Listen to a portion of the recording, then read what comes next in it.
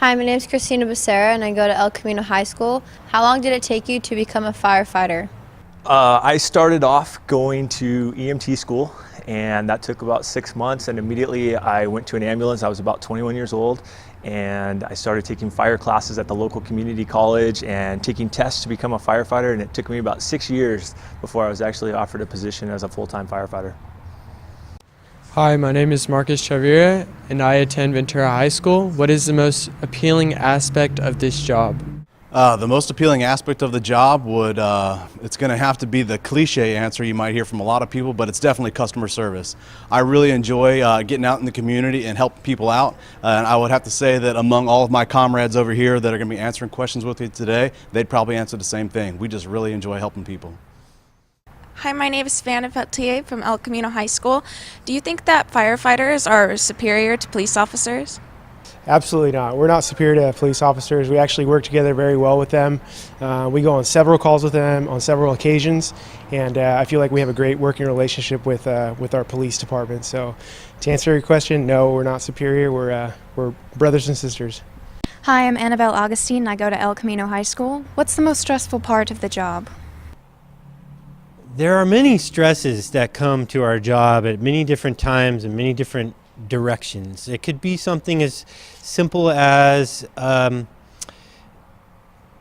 you have to complete sort of what your boss tells you to do. Hey, get the station clean, or complete these training records, or whatever it is. We're going to work on this training or that piece of equipment.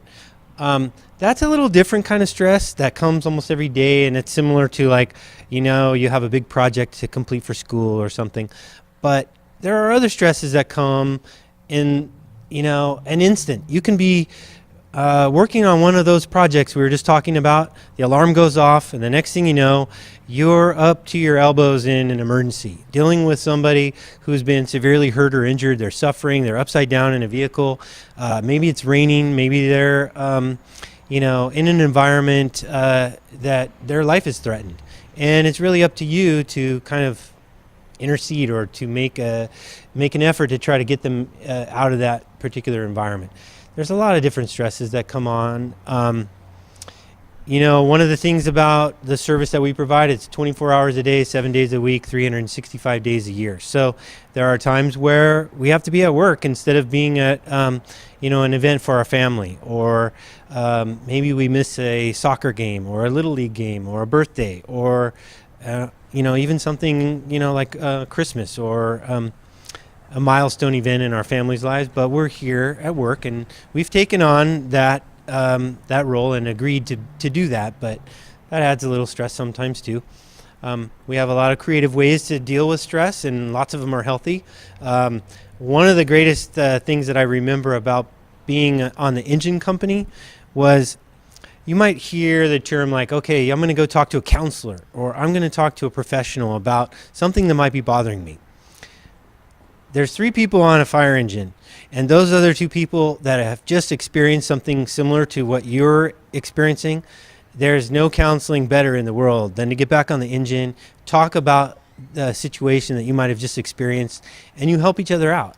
And there is no substitute that I've ever encountered or talked to any other firefighters anywhere in the world that would say something different. That right there is the best stress relief that you could ever come across.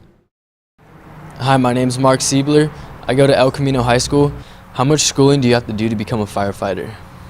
For schooling for a career in the fire service, you'd start off with fire technology classes at your local community college. There's usually about 6 fire technology classes that you'd have to take. They're about 3 units apiece, so that's at least a full semester right there if you can get into the classes all right away. After you get through those, then you have your basic fire academy at the college, and that's about a 16-week full-time. It's usually a Monday through Friday deal where you go and you get trained, and that's the Firefighter 1 Fire Academy. So that's all the basic things that you're going to be taught to be in the fire service. There's also a heavy medical component to the fire service. Here at Ventura City, we're all the firefighters are paramedics. So prior to getting your paramedic license, you have to become an EMT. So you need to take an EMT class. That's a semester long at the college. It's a 5-unit class, so it's pretty involved as well. And then you need to get some hours worked as an EMT before you can apply to paramedic school. Then paramedic school, depending on where you go, that's about 1,600 hours worth of class and clinical hours at the hospitals. And then you also do some ride-outs, either at a fire department or on an ambulance, and get some experience running 911 calls. That's just some of the basic schooling that you can do. There's also a lot of specialized classes that you can take outside of the college. There are all kinds of different training facilities around, whether it's LA County, Orange County, or Ventura County, that you can take specialized classes kind of at your will and just better your resume through that. Hi, my name's Josh Barretto. What was your most exciting call?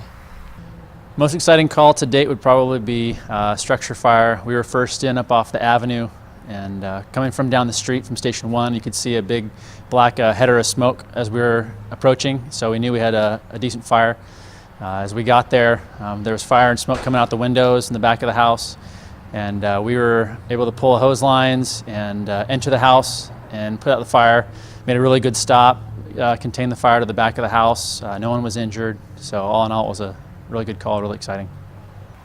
Hi, my name's Christina Becerra, and I go to El Camino High School. How many calls a day do you guys get? Here in the city of Ventura, we average about 10 calls a day.